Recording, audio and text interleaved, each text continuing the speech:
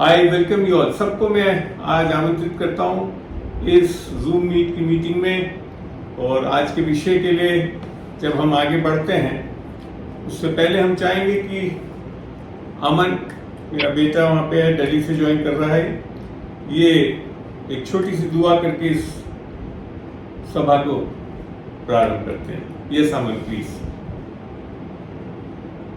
आइए हम सब दुआ करें। हम धन्यवाद देते हैं पवित्र आत्मा आपका प्रभु, और आप जो हमारे पापा हैं प्रभु। और हम जानते हैं प्रभु कि आपका वचन दो धारी तलवार से भी ज्यादा तेज है प्रभु। और हम यही बोलते हैं आज इस सत्र के लिए कि आपका वचन जो हमारे को साफ करता है, धोता है प्रभु, और जो हमारे को शुद्ध करता है प्रभु, कि आज जो वचन बांटा जाए वो हमारे दिलों को साफ करे, शुद्ध करे प्रभु, और हमारे मनों को खोले कि हम आपके अनुग्रह और दया को अपने जीवनों में ग्रहण करने वाले हो सकें और हम आपके वचन से चलने वाले हो सके। हम सभी को आपके हाथों में देते हैं और इस सत्र को पवित्र आत्मा आपके हवाले करते हैं, क्योंकि आप ही हमारे टीचर हैं और आप ही हमारे मार्गदर्शक हैं प्रभु, और आप हमारे को हर चीज, हर बात सही सही सिखाते हैं। हम धन्यवाद देते हैं, सभी को आपके लहू में ढापते हैं और हमारे हृदय के आंखों और कानों को खोलते हैं प्रभु यीशु मसीह के नाम से। हम इस सत्र को आपके हाथों में देते हैं और ये प्रार्थना यीशु मसीह के नाम से मांगते हैं। आमीन आमीन आमीन। थैंक यू अमन बेटा। जय मसीह की। जय मसीह की। काफी लोग जुड़ चुके हैं और मैं आप भैया बहुत अच्छा लग रहा है भैया को देख करके। मैं चाहूंगा कि अब जो भी जुड़े हुए हैं वो अपने माइक तो अगर अमन मैनेज कर देगा तो यू कैन म्यूट देम। अमन चलिए। जी मैंने कर दिया जी, थैंक यू। चलिए शुरू करते हैं। लोग बात जुड़ते जाएंगे और मैं मानता हूँ निसंदेह आज आशीषित होंगे। और जैसा आज का जो विषय है वो है बिना असफलता के शैतान पर कैसे विजय प्राप्त करें। और इसको आज हम कोशिश करेंगे कि वचनों के द्वारा इसको सीखें। और सबसे पहले कुछ चीजें मैं जो बताना चाहता हूं, अमूमन संसार में लोग बाग जो हैं वो शैतान के बारे में जानते ही नहीं। कई लोग तो मानते ही नहीं है कि शैतान एग्जिस्ट करता है और इसके लिए बड़े आसानी से शिकार हो जाते हैं। और ऊपर से धर्म ने जिस तरह से परमेश्वर की सर्वोच्चता को इस तरह से प्रकट कर दिया कि सब कुछ परमेश्वर कर रहा है, जबकि ऐसा नहीं, हर चीज परमेश्वर नहीं कर रहा है। ये भी हमको जानना बहुत जरूरी। तो इसलिए शैतान जो कि अंधकार का राजा है वो हमारे को भ्रम में रख देता है। सब कुछ वो करता है जो नुकसान, सब जैसे बाइबल में लिखा है यूहन्ना 10:10 में, चोर चोरी करने, घात लगाने, नाश करने, मारने आता है। तो वो अपनी योजना पूरी करके और बड़े प्रेम से बोल जाता है लोगों को परमेश्वर की ये इच्छा है आपके। और क्योंकि लोग जानते नहीं है इसके बारे में तो उसके लिए वो पहचान नहीं पाते हैं और अंधकार में ही जीते हैं, परेशान होते रहते हैं। मैं जब इस चीज को मैंने भी जब तक उद्धार नहीं पाया था, मेरे को भी नहीं समझ में आता था। मैं एक फिलॉसफी जो संसार में बड़ी कॉमन है, जो कुछ हमारे साथ हो रहा है वो अच्छा ही होगा। मैं भी इस सिद्धांत पे चलता था काफी सालों तक, ये मान के कि भाई मैं ज्यादा किसी को बुरा नहीं करता तो मेरे साथ क्यों बुरा होगा। मगर ऐसा नहीं, शैतान कहीं छोड़ता नहीं आपको। आप चाहे कितना भी किसी को अच्छा करें, शैतान 1 मिनट में आपका बुरा करके आपको नाश कर सकता है। इन चीजों को हमको समझना चाहिए। और जब तक हम इसको नहीं जानेंगे तो हम जो लड़ाई लड़नी है हमको, और ये भी इस परिप्रेक्ष्य में बदलती है कि पुराने नियम में और नए नियम में, वो भी मैं आपको जब जब बताऊंगा उसमें सिखाता जाऊंगा कि आज हमारे पास क्या सिद्धांत कार्य कर रहे हैं, जिससे हम बड़े आसानी से शैतान को तो उसकी सारी चालों को हम समझ सकते हैं, उससे नाश होने से बच सकते हैं। अब सबसे बढ़िया चीज मेरे को ये लगी कि पुराने नियम में एक बहुत अच्छी कहानी, एक वास्तविकता है, वो तो एक लड़ाई थी जिसको हम देखेंगे आज। चलिए खोलते हैं, मेरे साथ खोलिए दूसरा इतिहास और 20 अध्याय। दूसरा इतिहास और 20 अध्याय। मैं आज इस अध्याय में से वचन, एक एक वचन लेते हुए आपको काफी चीजें, सिद्धांतों को सिखाना चाहता हूं, जिससे हम बड़े आसानी से शैतान को विजय होने नहीं देंगे, ये सीख सकते हैं इससे। और आत्मिक युद्ध जो इस कहानी में है वो किस तरह से लड़ी गई थी, जो कि आम तौर पे लोगों के, संसारिक लोगों के पास ये समझ हो ही नहीं सकती। तो आप तैयार हैं आज सीखने के लिए? चलिए, मैं एक एक आयत को लेते हुए आगे बढ़ूंगा। पहला है दूसरा कुरिन्थियों 20 का 1 से। इसके बाद मोआबियों और अम्मोनियों ने और उनके साथ कई मुन्नियों ने युद्ध करने के लिए यहोशाफत पर चढ़ाई की। यहोशाफत एक इजरायली राजा है, अर्थात परमेश्वर के जनों में से हैं, चुने हुए लोग, चुनी हुई कौम। और उसके विरुद्ध ये लोग मोआबिया, अम्मोनिया और कई मुनिया लड़ने के लिए आ रहे हैं, चढ़ाई करने के लिए आ रहे हैं। और ये जब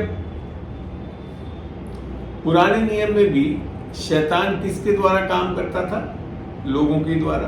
और ये जो इजरायली कौम जो थी, जो परमेश्वर की चुनी हुई थी, उसके विरुद्ध कैसे आता था? लोगों के द्वारा ही आता था। और जब ये आए तो यहोशाफत को बताने भी आ गए लोग बात कि भाई ताल के पार से एदोम देश की ओर से एक बड़ी भीड़ तुझ पर चढ़ाई कर रही है, और देख वे असोसनात्मार तक जो एन गदी भी कहलाता है पहुंच गई। मैंने बिल्कुल निकट आ गई लड़ने के लिए, मैंने उन पे आक्रमण करने ही वाले हैं। तो पहला रिएक्शन क्या है?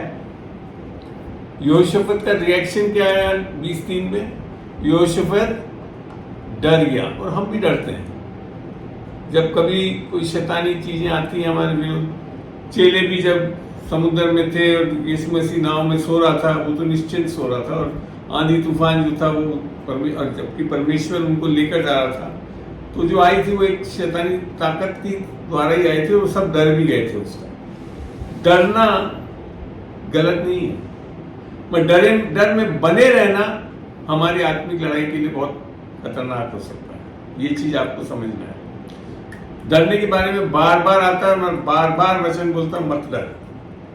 यीशु मसीह बार बार बोलता है मत डर। मगर एक चीज मैंने यहां फर्क देखी, यहोशाफत डरा जरूर, परंतु वो क्या करने लगा? उसके बाद ही यहोवा की खोज में लग गया और पूरे यहूदिया में उपवास का प्रचार कराया। ये चीज बहुत समझने वाली बात है। यहोशाफत डरा ही नहीं रहा, डरा, मगर डरते ही जब उसके अंदर डर आया तो उसको समझ में आ गया कि अब मेरे को किसको ढूंढना है? यहोवा की खोज करनी, यहोवा को देखना है। ये चीज हमारे अंदर भी होना चाहिए। जब भी कभी कोई शैतानी अटैक्स या आपके ऊपर कोई चीज आए, डरे कोई बात नहीं, मगर डरने के बाद डर में बने नहीं रहे, किसकी खोज में लग जाए? यहोवा की खोज में। और आज नए नियम में के अनुसार क्या है? बाइबल बताती है आदि में वचन था, वचन परमेश्वर के साथ था, अर्थात यीशु मसीह, और वचन ही यीशु मसीह। तो हमको किस में खोज में लगना चाहिए? जैसे ही कोई चीज आती है हम क्या करते हैं? लोगों के पास जाने लगते हैं, प्रार्थना कराने लगते हैं, फलाना चीजें कराने लगते हैं। नहीं, सबसे पहले परमेश्वर को खोजने का बहुत आसान तरीका क्या है? वचन में जाना। हमें ये बहुत इंपॉर्टेंट सिद्धांत है। और इसने पूरे यहूदा में उपवास का प्रचार करवाया। अब आपको लग रहा होगा कि उपवास का, तो बाइबल के हिसाब से आप देखते हो जो नए नियम में आकर आज उपवास एक कारण उपवास करने का जो है वो मत्ती में समझ में आता है हमको। मत्ती में देखते हैं चल के, मत्ती 17 में चलेंगे हम, और इसको मैं थोड़ा सा अंग्रेजी में से समझाऊंगा तो आप लोगों को आसान होगा, क्योंकि हिंदी में ट्रांसलेशन की प्रॉब्लम्स कुछ हैं। आप पढ़ सकते हैं इसको हिंदी में भी। चलिए मैं इसको दोनों में खोल के दिखा देता हूं आपको। मैं एक मिनट, 2 मिनट में दीजिए, मैं आपको दोनों चीजों को दिखाऊंगा। जी, ये दोनों में आ गया, अंग्रेजी में भी है, हिंदी में भी है। यहां पे मत्ती 17:20 में हिंदी में ऐसा लिखा है, उसने उनसे कहा। ये वो वाक्य है जहां पे एक दुष्ट आत्मा को इस बच्चे में से नहीं निकाल पाया, उसका पिता गिड़गिड़ा रहा था चेलों से और वो नहीं कर पाए थे, वो वाली चीजें। ये मरकुस में 9 में भी है ये।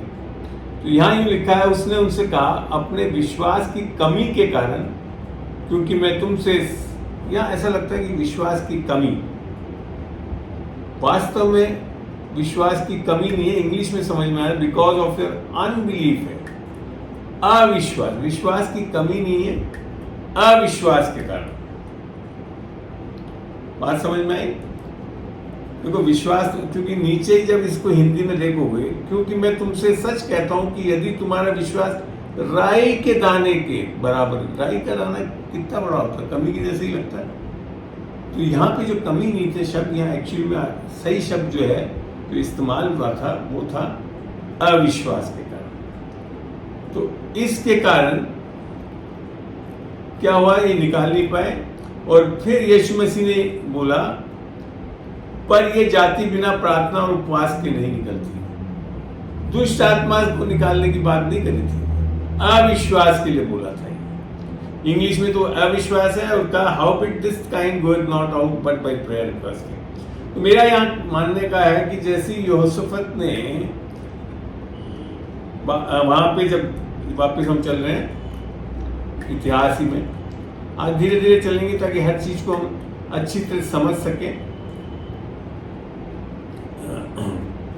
2 क्रॉनिकल्स 20 में चलते हैं वापस जी।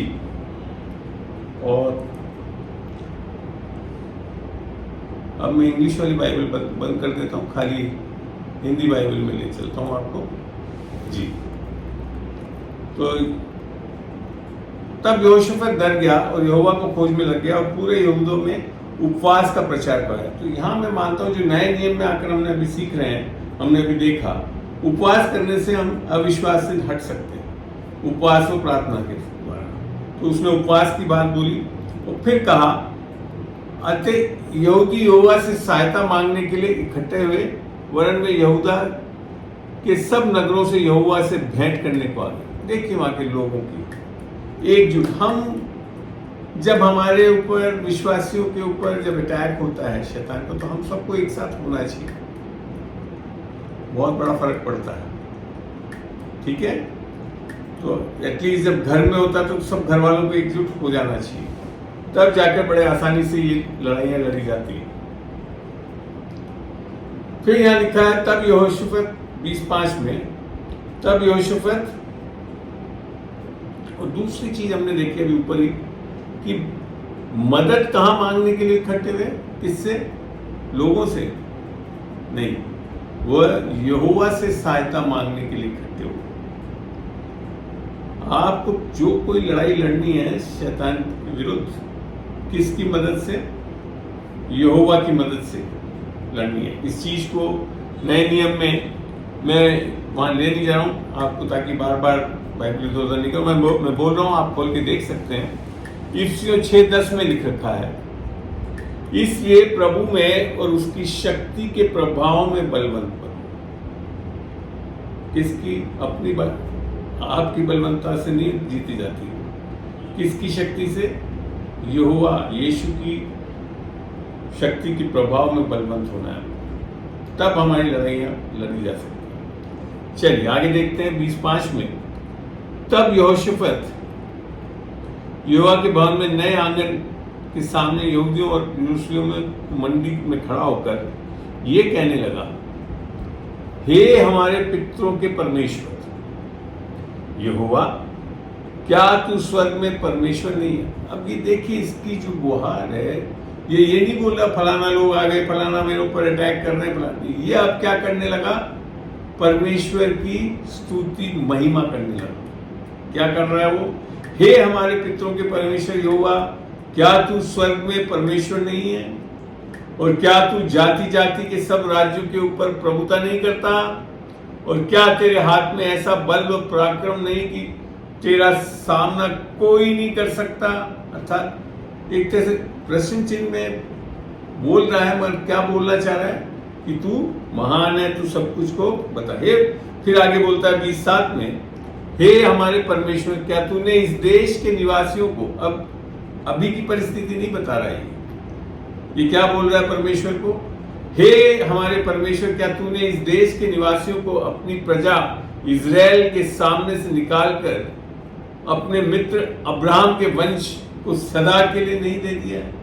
अर्थात जो भूमि हमको दिया है वाचा का दिया है। तो ये चीजों से अभी तक वो प्रॉब्लम को नहीं बोल रहा किससे लड़ना है, क्या है।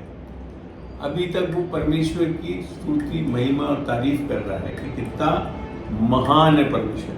वो अपनी मुसीबतों की ओर नजर नहीं कर रहा है, वो परमेश्वर की ओर नजर कर रहा है और उसकी स्तुति में। यही हमको भी करना चाहिए।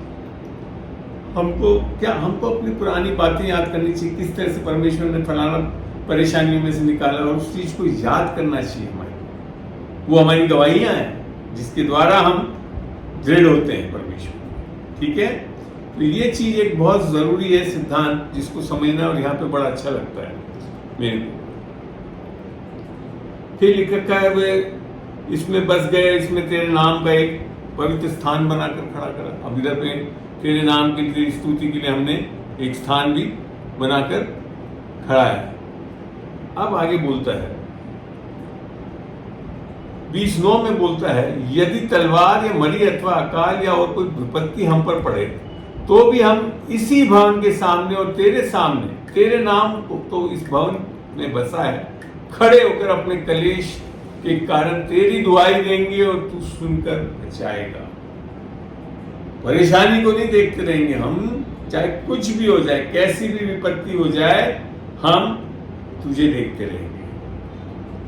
ये चीज को नए नियम में आप रोमियो 8:35 में पढ़ेंगे, वहां यूं लिखा है, कौन हमको मसीह के प्रेम से अलग करेगा? क्या क्लेश या संकट या उपद्रव या काल या नंगाई या जोखिम या तलवार?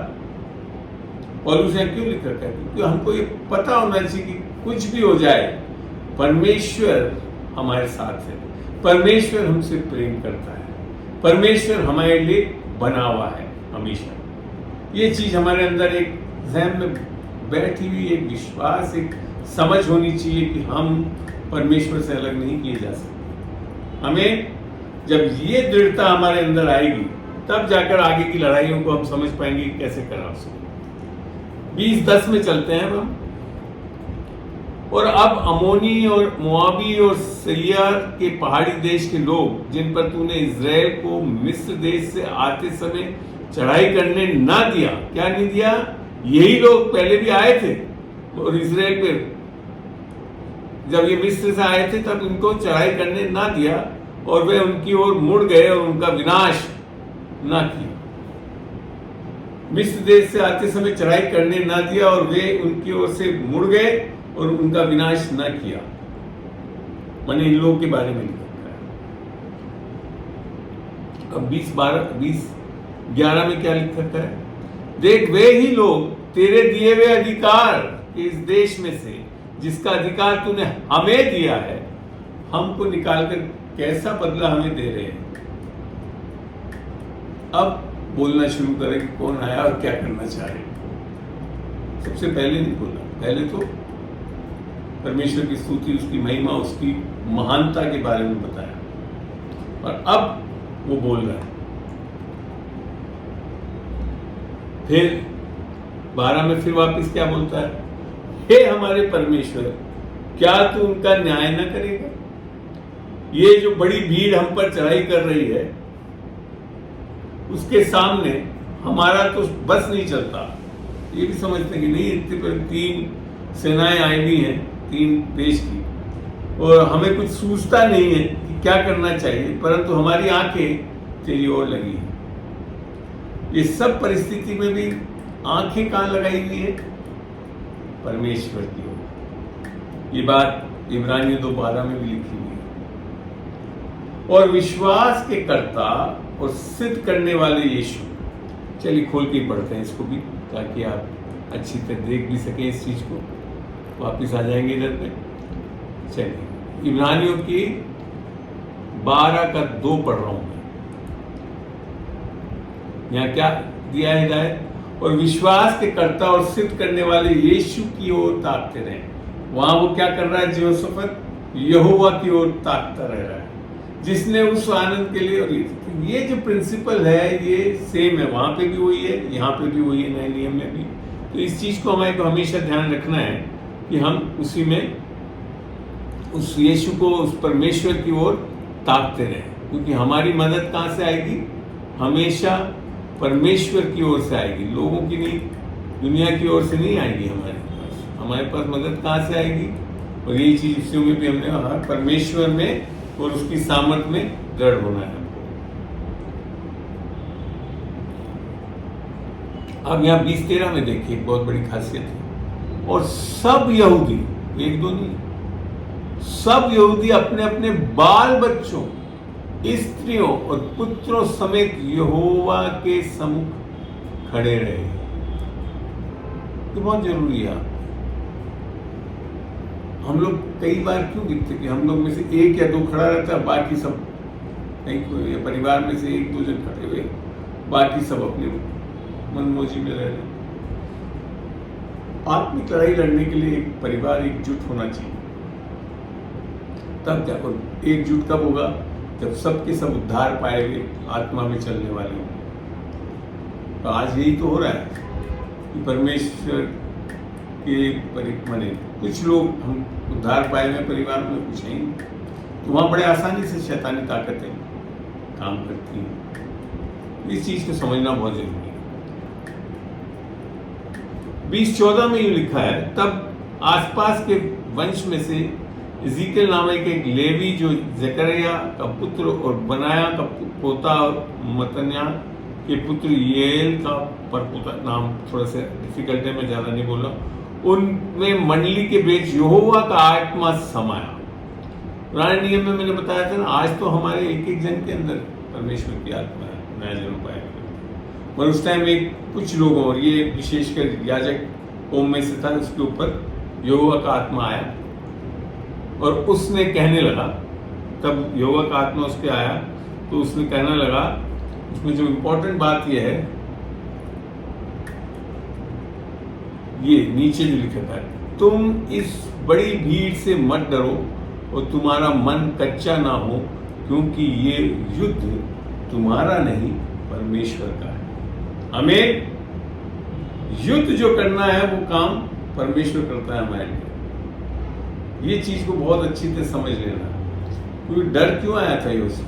भीड़ को देख के आया था। हम भी जब ताकतें आती हैं, शैतानी अटैक्स होते हैं, तो हम डरते जरूर हैं, पर तब हमको क्या करना है? भीड़ से मत डरो और तुम्हारा मन कच्चा ना हो। ये हमारे को एक हिदायत दी गई है, इसको हमको करना होगा।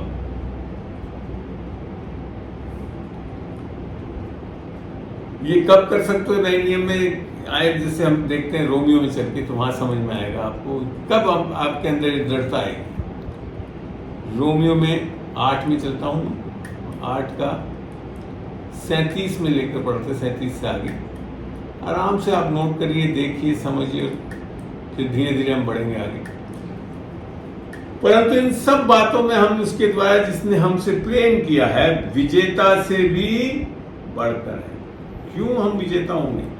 क्योंकि परमेश्वर ने हमसे प्रेम किया, इस जगत से प्रेम कर रखा है और हमसे तो विशेष कर, क्योंकि जब हम आ गए प्रभु में तो विशेष प्रेम है हमारे, और हमारे अंदर परमेश्वर का प्रेम हमारे हृदय में डाला गया। रोमियो 5:5 बताता है।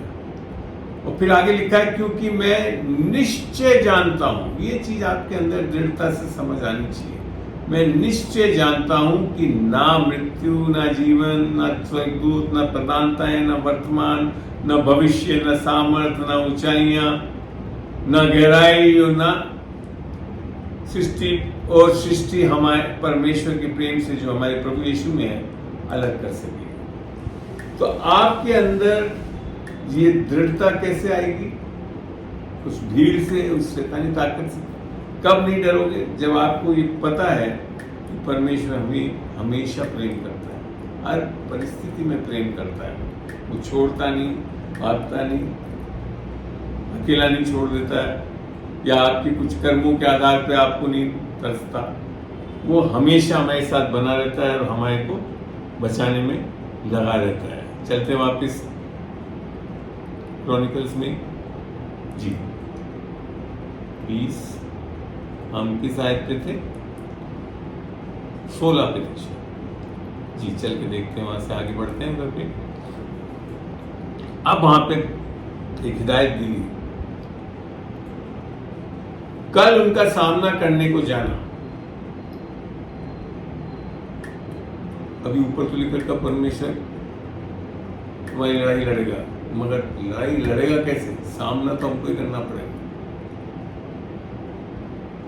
ये चीज समझो। नए नियम में तो आपको ये भी बता दूं, याकूब 4:7 में लिखा था, परमेश्वर के अधीन हो जाओ और शैतान का मुकाबला करो, निश्चय ही वो तुम्हारे पास से भागेगा।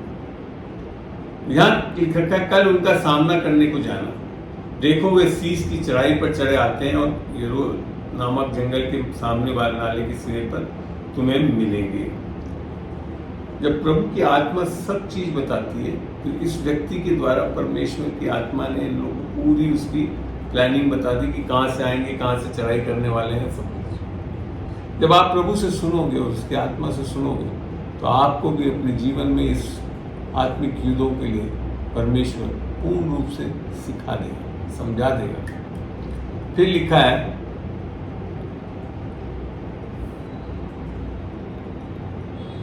फिर आगे ये लिखा है, इस लड़ाई में तुम्हें लड़ना ना होगा,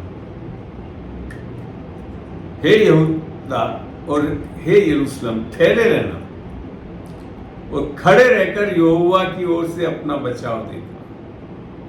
परमेश्वर आपको चलाएगा। इसका ये मतलब नहीं कि हमको कुछ नहीं करना है, ये बहुत गलत तात्पर्य निकाल लेते हैं लोग बात।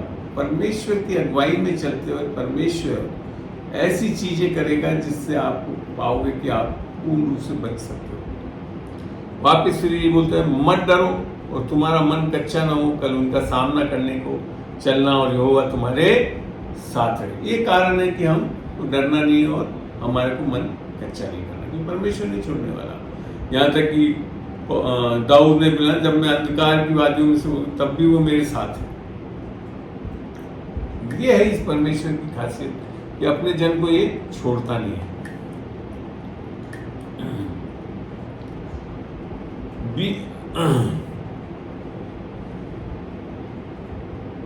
इसको नए नियम में भी हम पाते हैं, जब इब्रानियों 13:6 पढ़ते हैं, वहां यूं लिखा है, इसलिए हम बेधड़क होकर कहते हैं, प्रभु मेरा सहायक है, मैं ना डरूंगा, मनुष्य मेरा क्या कर सकता है। ये तात्पर्य यही है जो यहाँ पे यहोशप्पत और उसके लोगों को बताया परमेश्वर की आत्मा ने, कि हमको डरना नहीं, क्योंकि परमेश्वर हमारे साथ है। तो 20:18 में यहोशप्पत भूमि की ओर मुंह करके झुका और सब यहूदियों को और यरूशलेम के निवासियों ने यहोवा के सामने गिरकर यहोवा को दंडवत किया, अर्थात उसको आराधना करी, उसको महान माना, उसको रेवरेंस दिया। ठीक है, आगे अब देखते क्या हो रहा है। इसके बाद एक बहुत बड़ी चीज हम लोग ने करी जो हम लोग को भी करना चाहिए, जो हम लोग नहीं करते, बल्कि हम रोने लगते हैं, डरने लगते हैं, शैतानी अटैक पे। जबकि यहाँ क्या लिखा, कहातियों और कोरियों में से कुछ लेवी खड़े होकर इजराइल के परमेश्वर यहोवा की स्तुति अत्यंत ऊंचे स्वर से करने लगे। देखते हैं आप यहाँ पे क्या हो रहा है, क्या करने के लिए बोला, अत्यंत ऊंचे स्वर से करने लगे। कहीं हमने कभी जब हमारे पर शैतानी अटैक होता है तो हमको करना क्या चाहिए? परमेश्वर की जोर जबरदस्त स्तुति और ऊंचे स्तर में करना चाहिए। हम भूल जाते हैं, नहीं करते, डरने लगते हैं, रोने लगते हैं, ऐसी चीजें करने लगते हैं जैसे हम गए बिल्कुल। ऐसा नहीं होना चाहिए हमारे अंदर। 20-20 में लिखा है, वे सवेरे उठकर तकाऊ के जंगल की ओर निकल गए और चलते समय योशेफत ने खड़े होकर कहा, हे यहूदियों, हे यरूशलेम के निवासियों, मेरी सुनो, अपने परमेश्वर यहोवा पर विश्वास रखो। ये एक बहुत इंपॉर्टेंट चीज है जो हमारे अंदर हमेशा होनी चाहिए। जैसा मरकुस 11:22 में भी यीशु मसीह ने बोला, यीशु ने उसको उत्तर दिया, परमेश्वर पर विश्वास रखो। हमारा विश्वास कहाँ पे होना है? चीजों पे नहीं, प्रार्थनाओं में नहीं, बाइबल की किताब पे नहीं, परंतु बाइबल के परमेश्वर पे होना चाहिए। आमीन। तो जब तब तुम स्थिर होगे। बड़ा स्पष्ट बोल गया, अगर तुम परमेश्वर पर विश्वास रखोगे तो तुम स्थिर रहोगे। बहुत बड़ी चीज बताई है आपको। तो हमारी स्थिरता कहां से? क्यों रहेंगे? क्यों विश्वास परमेश्वर पे? आप देख लीजिएगा कि हर चीज आपके आसपास जो भी है, चाहे आपके पास कलीसिया, लोग, सब क्या है? अस्थिर हैं आज, कल को नहीं रहेंगे। बट इस बाइबल का परमेश्वर कल, आज और युगान युग तक एक रहने वाला परमेश्वर। इसके लिए जब हमारा विश्वास ऐसे व्यक्ति पे होता है या परमेश्वर पे होता है, तब हम स्थिर रह सकते हैं। नहीं तो हमारी प्रार्थनाओं पे, उस पर ये सारी चीजें बदल सकती हैं हमारे अलग अलग समय पे, अलग अलग टाइम से, परंतु हमारा परमेश्वर कभी नहीं बदलता। इब्रानी 13:8 में लिखा था ना, यीशु मसीह जो कल, आज और हमेशा युगान युग तक एक रहने वाला परमेश्वर है। इसके लिए बहुत जरूरी है कि परमेश्वर पर विश्वास करें, तब आपका विश्वास दृढ़ता से एक सॉलिड बेस पे है। ठीक है। फिर क्या लिखा है?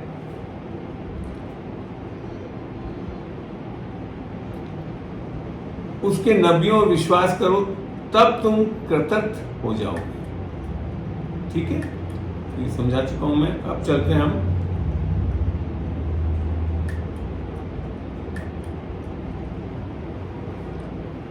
नए नियम में आकर हमको एक और उससे बढ़कर चीज पता पड़ती है। पहला यूहन्ना पत्री, पहला यूहन्ना की पहली पत्री 4:4, वहां लिखा था, हे प्रिय बालकों, तुम परमेश्वर के होगे नहीं लिखा, हो, और उन आत्माओं पर जय पाई है, क्योंकि जो तुम में है वह उससे जो संसार में है बड़ा है। यहाँ कोई गुंजाइश ही नहीं छोड़ी थी। परमेश्वर ने कहा तुम परमेश्वर में हो, परमेश्वर की आत्मा के कारण तुमने उन आत्माओं पे जय पाई है, हार नहीं पाई है, क्योंकि जो तुम में है वह उससे जो संसार में है बड़ा है। चलिए, तो यही कुछ चीज यहाँ पे योशेफत भी लोगों को समझा रहा है। और आगे चलते हम देखते हैं कि अब तैयारी हो रही है युद्ध के सामने जाने। तब उसने प्रजा के साथ सम्मति करके, देखिए सम्मति करके, अपना आप नहीं निर्णय लिया, सब मिलकर, आप लोगों को, बड़े बुजुर्ग लोगों को मिलके एक सम्मति करनी चाहिए, और करके कितनों को ठहराए जो कि पवित्रता से शोभायमान होकर हथियार बंदों के आगे आगे चलते हुए। ये बड़ी अजीब लड़ाई देखी मैंने। अरे लड़ाई लड़ने के लिए तो हथियारबंद लोगों को आगे चलाया जाता है, मगर यहाँ पे परमेश्वर के कहने पे योसेफत ने ऐसे लोग जो प्रेज एंड वर्शिप करते हैं, स्तुति और महिमा करते हैं, उन लोगों को हथियारबंदों के आगे रख दी। अब आगे देखते हैं क्या हो रहा है। हथियारबंदों के आगे आगे चलते हुए यहोवा के गीत गाएं। ये कौन सी लड़ाई होती है भैया, गीत गाते? और परमेश्वर का ऐसा ही योजना है, क्योंकि आप जानते नहीं कि स्तुति और महिमा करते हुए कितनी महान चीजें आती हैं। आपको ध्यान है प्रेरितों में 16 में लिखा था, जब पौलुस बारनबास था उसके साथ, और वो जब जेल में डाल दी गई तो वहां पे उन लोगों ने स्तुति और महिमा करी, और अचानक भूकंप आया, सब पेड़ियां खुल गई, सारे दरवाजे खुल गए। स्तुति महिमा में बहुत चीजें अचानक होने लगती हैं, और ये चीज हम लोग करते हैं जब अटैक्स में हम रोने लगते हैं, कुकराने लगते हैं, ये चीजें करते हैं। जबकि करना क्या चाहिए, ये सबसे प्रबल अस्त्र दिया हुआ है परमेश्वर ने, जो यहाँ पे भी करा इन लोगों ने। और यहाँ लिखा का हथियारबंदों के आगे आगे चलते हुए यहोवा के गीत गाए और ये कहते हुए उसकी स्तुति करें, यहोवा का धन्यवाद करो क्योंकि उसकी करुणा सदा की है। किसके लिए धन्यवाद करना है? उसकी अनुग्रह सदा की है। नए नियम में जब आपको ध्यान है, पौलुस भी परेशान हो रहा था जब उसको एक शैतानी चीज उसको परेशान कर रही थी। 3 बार उसने जाकर बोला, तब भी यीशु मसीह ने कहा मेरा अनुग्रह तेरे लिए काफी है। आप जानते नहीं अनुग्रह कितना महान सामर्थ है, क्योंकि अनुग्रह और कोई नहीं, स्वयं यीशु मसीह है। और यीशु मसीह और आप इस संसार के सारे दुष्ट ताकतों से भी बढ़कर हो जाते हो। आमीन। ये है वो लड़ाई लड़ने की तरीका। और यहाँ पे यहोवा का धन्यवाद करो क्योंकि उसका करुणा सदा की है।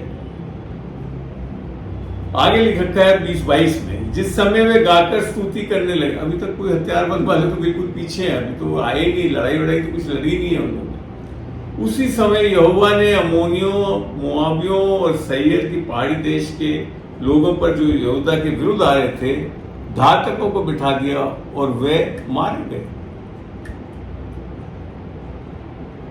जैसी परमेश्वर, आप जानते हो परमेश्वर की जब हम स्तुति महिमा करते हैं तो बहुत बड़ा एक स्वर्गदूत का एक और इंसिडेंस आपको ध्यान हो कि एलीशा के सेवक ने कहा कि बड़ी फौज आ गई है, तब उसने प्रार्थना करी एलीशा कि इसकी आंखें खोल परमेश्वर। तब उसको दिखने लगा कि उस फौज से बढ़कर के तो स्वर्गदूत और रथ और आग के रथ, अग्नि रथ सब खड़े हुए चारों।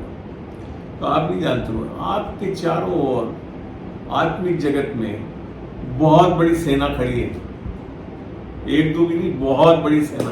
पुराने नियम में एक व्यक्ति के पास इतने हैं, तो नए नियम में तो हम और भी अच्छे आशी हो। यहाँ तक कि इब्रानियों में लिखा था कि हम जिस पहाड़ के पास आते हैं वहाँ स्वर्गदूत ही स्वर्गदूत थे। तो वो खड़े हुए घातकों को बैठा दिए, वो वही थे।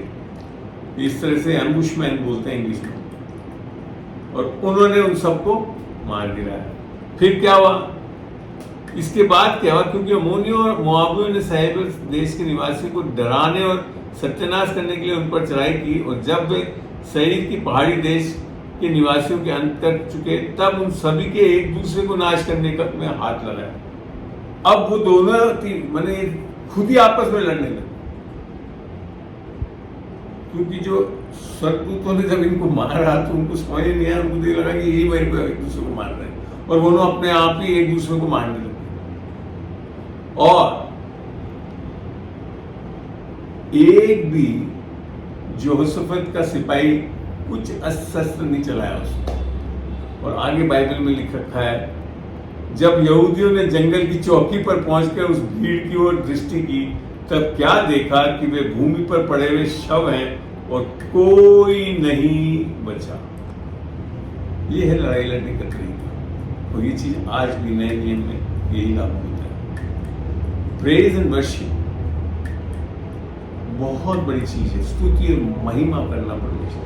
हमको जब शैतानी ताकतों के ये जो भी हमारे ऊपर अटैक होता है, और वो मैं आपको बता दूं, अटैक ऐसा नहीं है कि बहुत वो आपके दिमाग में अटैक करता है, आपको डराता है, आपको ऐसा बता देगा कि आप कुछ बच ही नहीं सकते, फलाना, ये सब चीज़ आएंगी। इस सारी आत्मिक लड़ाई आपकी बुद्धि में सीमित है, दो कानों के बीच में, क्या सुनकर और क्या समझ के आप चल रहे हैं। तो यहाँ पे लिखा है कोई नहीं बचा, और फिर उन्होंने 3 दिन तक सारा लूट लेकर और सारी चीजें बटोरते रहे। 3 दिन बिताए इन्होंने। आपके पास अगर कोई सैटेनिक अटैक हुआ है तो आप मान के चलिए आपको बहुत चीजें बटोरनी है अपने लिए। आत्मिक जगत में परमेश्वर ने आपको बहुत प्यारे ढंग से बचाए रखा है। इन चीजों को, सिद्धांतों को और भी थोड़ा देखते हैं। जब स्तुति की बात है तो नए नियम में इस चीज को बहुत अच्छी तरह समझाया है। इब्रानियों में चल के पढ़ते हैं हम इसको। आज जो है परमेश्वर और कुछ नहीं चाहता हमसे, इसको इब्रानियों में देखते हैं। इब्रानियों 13 का मैं 15 खोल रहा हूँ, ध्यान से आप देख रहे, आराम से देखिए। आज मैं इसके लिए आजकल बहुत धीरे धीरे बताना चाहता हूँ, क्योंकि परमेश्वर के वचन को आप जब समझ जाओगे ना, बड़े आसानी से हर चीजों को जीवंत हो सकते हो। इसलिए यहाँ लिखा 13:15 में, इसलिए हम उसके द्वारा स्तुति रूपी बलिदान अर्थात उन होठों का फल जो उसके नाम का अंगीकार करते हैं परमेश्वर के लिए सर्वदा चढ़ाया करें। जब हमारे पर अटैक हो तो क्या बोलना है? यीशु मसीह मेरी धार्मिकता है, यीशु मसीह मेरी पवित्रता है, यीशु मसीह मेरे लिए मारा गया, गाड़ा गया और तीसरे दिन जी। ये इस तरह से जो अंगीकार है, ये एक तरह से स्तुति रूपी बलिदान है। अर्थात परमेश्वर इतना खुश होता है, इन्होंने मेरे बेटे को ऊंचा उठाया, मैं इन लोगों को ऊंचा उठाया। ये है बड़ा आसान तरीका लड़ने का आत्मिक युद्ध, और कोई बहुत बड़ी चीजें नहीं करनी, और इसको और भी आगे मैं समझाऊंगा।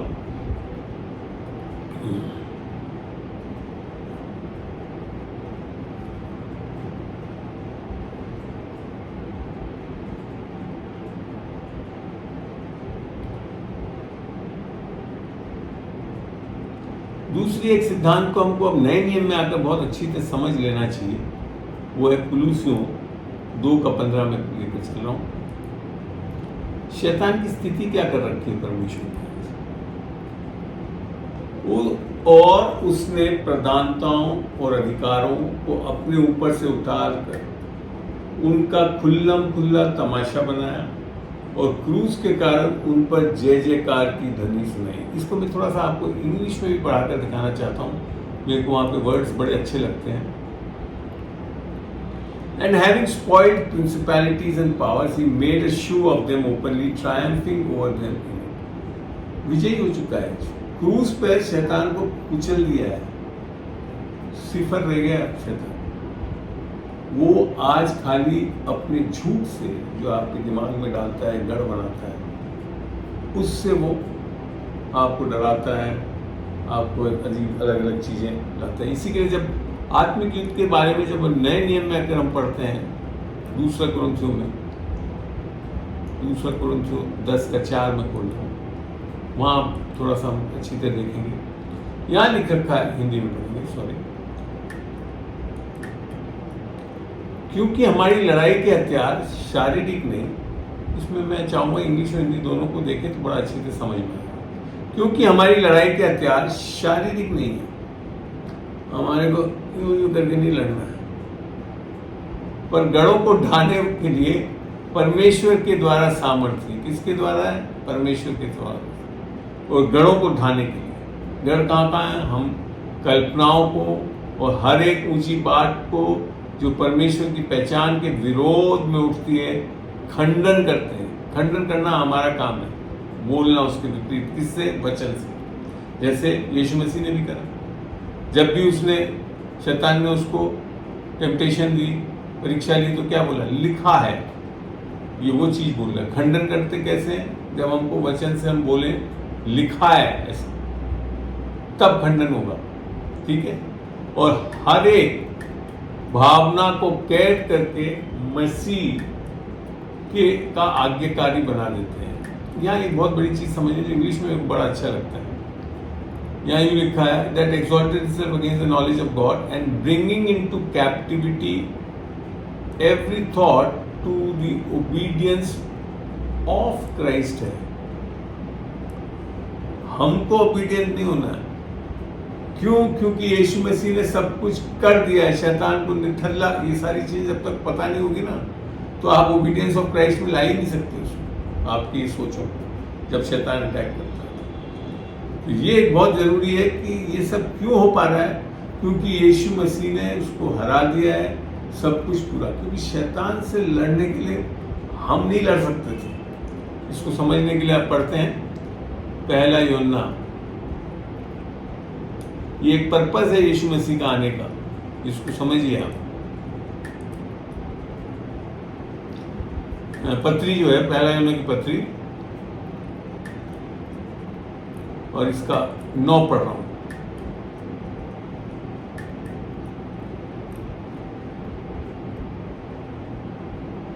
एक मिनट, हाँ ये सॉरी 8।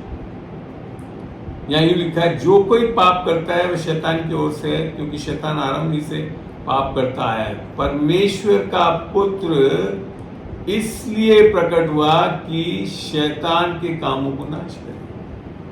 और वो कर चुका है, प्रकट हो चुका है, कर चुका है, करेगा नहीं, नाश कर चुका है। इसीलिए तो बोला है कि आज हमारे को खाली एक झूठ, एक डर और इस चीजों से शैतान कोशिश करता है उसके बस में आपकी सामर्थ को लेकर आपके ऊपर हावी होना चाहता है। जब आप इन चीजों को जानते हैं कि सब कुछ हो चुका है, आत्मिक जगत में सब कुछ हो चुका है, जिसको आप अगर सही ढंग से पढ़ना चाहें तो वो भी दिखाता हूं मैं आप। और इन परिस्थितियों में आज मैं देखता हूं हमारे विश्वासी लोग अभी तक ऐसे डरे घबराए हुए लोग हैं, जबकि जब हमको कैसा बना दिया है परमेश्वर ने, ये देखना बहुत जरूरी है। हिंदी में पढ़ा रहा हूं।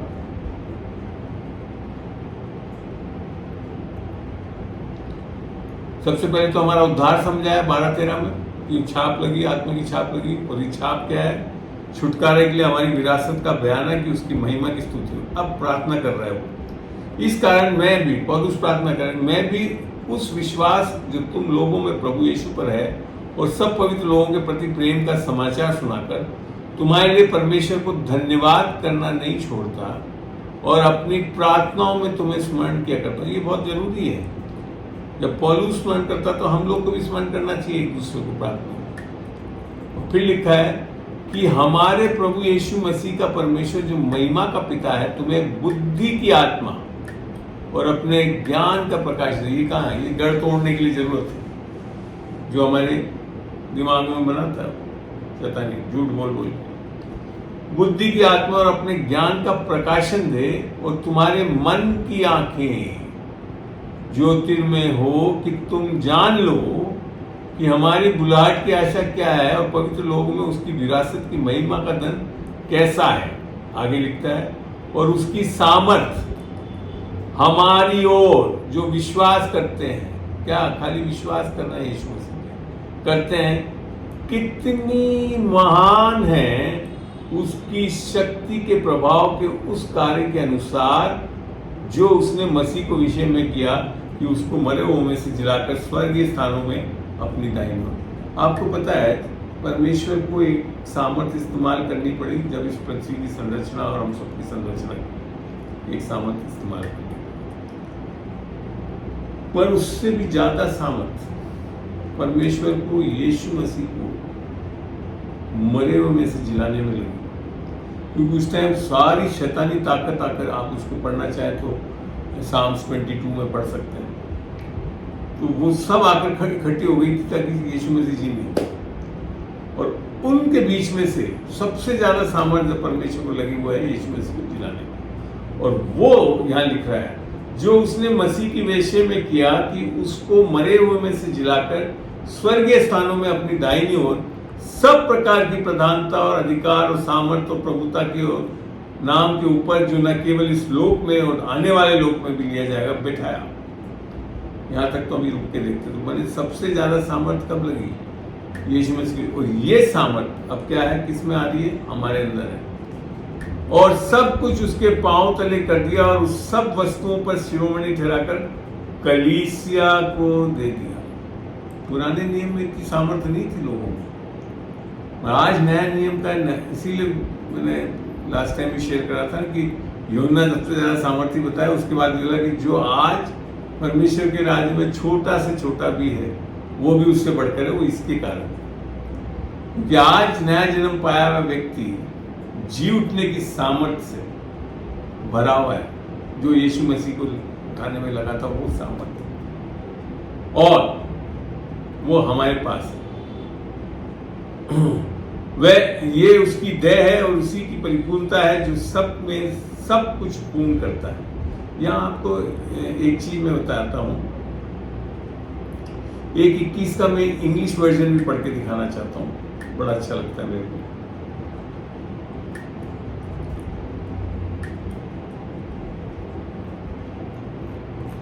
इक्कीस 16 17 18 19 20 आराम से देखिएगा।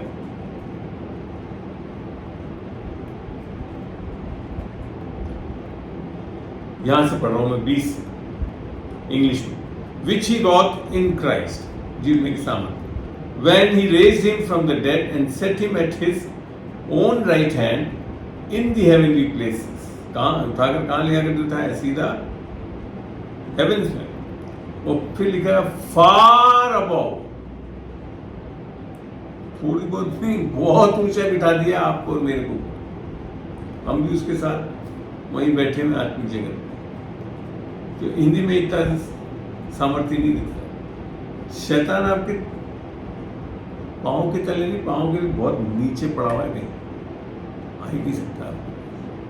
ये सब चीजों को हमको अपने दिमाग को नया करना है, हमारे इस बुद्धि को नया करना है कि हम है कहाँ, क्या यीशु मसीह। Far above all principality and power and might and dominion and every name that is name. और हम लोग ऐसे डर रहे हैं जैसे पता नहीं हमारे कंधे के कंधे मिलाकर चल रहे हैं। नहीं आ सकता। अगर आप नया जन्म पाए हुए व्यक्ति और जी उठने की सामर्थ्य आपके अंदर है, आप बहुत महान हैं। त्रिएक परमेश्वर आपके अंदर परिपूर्ण हुआ। अभी तो यीशु में जब जो तुम्हारे अंदर है वो जग में उससे बढ़कर जग में है शैतान, बताती बाइबल पहला यूहन्ना 5:19 में ये जग जो है वो संसार के वश में है वहाँ पे, मगर आप और हम नहीं है। आप तो हम बहुत ऊंचे बैठे हुए हैं, हम इस संसार के लोग ही नहीं रह गए।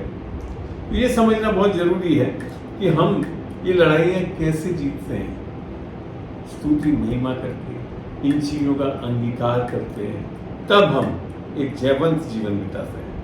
तब हम जाकर ये शैतानी ताकतों के ऊपर विजय पाते हैं। तब जाकर हम, जो आज मेरा टॉपिक जो मैंने रखा था ना कि शैतान, क्या लिखा था मैंने, ये बिना असफलता के शैतान के ऊपर कैसे विजय प्राप्त करें। इन चीजों को, ये जो चीजें मैंने आज सिखाई, विश्वास में, किस पे? परमेश्वर पे विश्वास में। हमेशा परमेश्वर को बड़ा, हम क्या प्रॉब्लम को बड़ा करने लगते हैं बोल बोल। हमको परमेश्वर जो हमारा बड़ा है उसको बोलना है, उसका अंगीकार करना है, उसकी स्तुति महिमा करना है। और उसने हमारे लिए क्या क्या किया है कि आत्मिक जगत में सब कुछ तो दे दिया, हमारा उद्धार कर दिया, हमारे को चंगाई दे दी, हमारे को समृद्धि दे दी, हमारे को उन्नति दे दी, हमको अमीर बना दिया, हमको सब कुछ दे दिया। जब उसने बोला, जब यीशु मसीह को रोमियो 8 में लिखा था ना 32-31 में कहीं पे कि जब उसने अपने निज पुत्र को दे दिया, क्यों न करके वो सब कुछ तुम्हारे को दे देगा। विश्वास करने वाले के लिए सब कुछ संभव। महिमा देखना चाहते हो, जयवंत होना चाहते हो, आत्मिक लड़ाइयाँ लड़ना बहुत आसान है जब आप ये जान जाओ और परमेश्वर की स्तुति महिमा करना जान जाओ। वो अपने और सबसे बड़ी स्तुति या महिमा, वर्शिपिंग गॉड, सबसे पहली चीज मैं बता दूं, निसंदेह गाना वाना सब है। ये दाऊद के लिए वो लिखा था, मतलब वर्ड फर्स्ट टाइम जो वर्शिप आता है वो है जब अब्राहम आइजैक को लेकर जा रहा था, तो नीचे खड़े हुए जो दो उसके नौकर थे उसको बोलता है, वो इंग्लिश में अच्छा लगेगा मेरे को, उत्पत्ति में है, उत्पत्ति 22 में ये वाक्य है।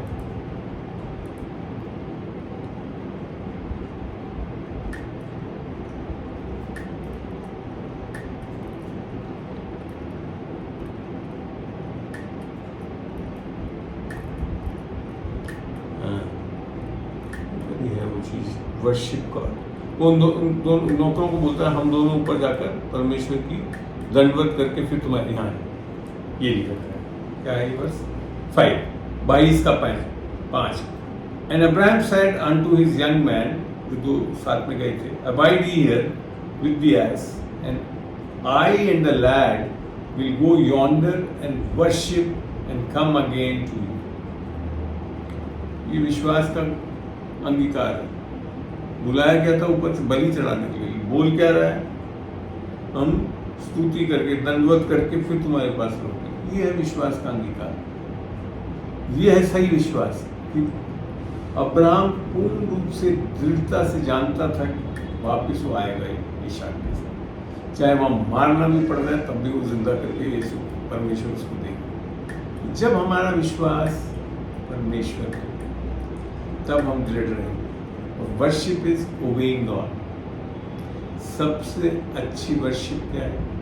परमेश्वर की आज्ञाकारिता, अर्थात उससे सुनकर चलना, जैसे योशेफत ने कहा। योशेफत, आप सोचिए, एक राजा था, उसको पता था लड़ाई गाना गाने से नहीं होती, मगर योद्धाओं के साथ होती। मगर जब परमेश्वर ने उसको बोला तो उसने उसको आज्ञाकारी रूप से करा और उसने विजेता बड़े आसानी से पाई, विजयी हुआ, क्योंकि वो जानता था कि जो परमेश्वर कहता है वो करता है। प्रभु को धन्यवाद हो। आज आशा करता हूँ आप इन चीज़ों को समझे होंगे, इन चीज़ों को समझे। जब आप इन सिद्धांतों को लेकर चलेंगे तो आपके जीवन में जो भी युग शैतान खड़ा करना चाहेगा, निस्संदेह आएगा शैतान करने के लिए, आता है। बाइबल लिखती है, इसमें लिखा है, मगर वहाँ ये नहीं लिखा कि लगातार आता रहता। अगर आप दृढ़ता में चलोगे, अनुग्रह में चलोगे, चौकन्ने होकर चलोगे, तब बड़े आसानी से किसी भी तरह से आप शैतान से असफलता नहीं प्राप्त करेंगे, जीवन में। आशा करता हूँ ये सब चीज़ें आपको समझ में आई होगी। और मैं अब यहाँ पे इस चर्चा को विराम देना चाहता हूँ एक छोटी सी प्रार्थना के साथ। आप जानते हैं मैं हमेशा कोशिश करता हूँ कि इन सारी चीज़ों को रिकॉर्डिंग करके अगले दिन डालूँ। आपको ये उपलब्ध होगा, आज का जो भी चीज़ सिखाया करा यूट्यूब पे, आप उसको और लोगों के बीच में भी साझा कर सकते हैं ताकि अधिक से अधिक लोग इसको जान सकें और पा सकें। मैं एक छोटी सी प्रार्थना से इसको समाप्त करना चाहूँगा। प्रभु तेरा धन्यवाद देता हूँ आज के इस दिन के लिए। खुदावन तूने इतना अच्छा मौका दिया कि तेरे उस सत्य के वचन के द्वारा आज आज़ादी पाएँ। और खुदावन आज जब भारतवर्ष में स्वतंत्रता दिवस मनाया जा रहा है, मैं जानता हूँ खुदावन इस वचनों के द्वारा, इन सत्यों को जान के आज बहुत लोग स्वतंत्र होंगे, आज़ाद होंगे। खुदावन धन्यवाद देता हूँ खुदावन इस टीचिंग को खुदावन जब यूट्यूब पे भी हम डालते हैं उसे तू सुरक्षित रख खुदावन, उसको लहू में हम ढांपते हैं तेरे खुदावन, ताकि अधिक से अधिक लोग इसको सुनकर जान के इन वचनों को लेकर खुदावन जयवंत से भी बढ़कर जयवंत हो सके, जैसे हमने आज देखा वचनों से। धन्यवाद देता है खुदावन कि हम शैतानी ताकत के बहुत ऊपर बैठे हुए खुदावन, वो तो हमारे पाँव के तले भी नहीं, बहुत नीचे है खुदावन। धन्यवाद देते खुदावन कि हम यीशु मसीह में तुझ में संपूर्ण है और हम विफल नहीं हो सकते खुदावन, क्योंकि हम जब तुझ पे विश्वास करते हैं तो हमारी मदद तेरी ओर से आती है खुदावन, और तू तत्पर है खुदावन कि हमारे को ऊंचाइयों में जयवंत लेकर चलने के लिए। धन्यवाद देता हूँ, यीशु के नाम से हम मांगते हैं, आमीन।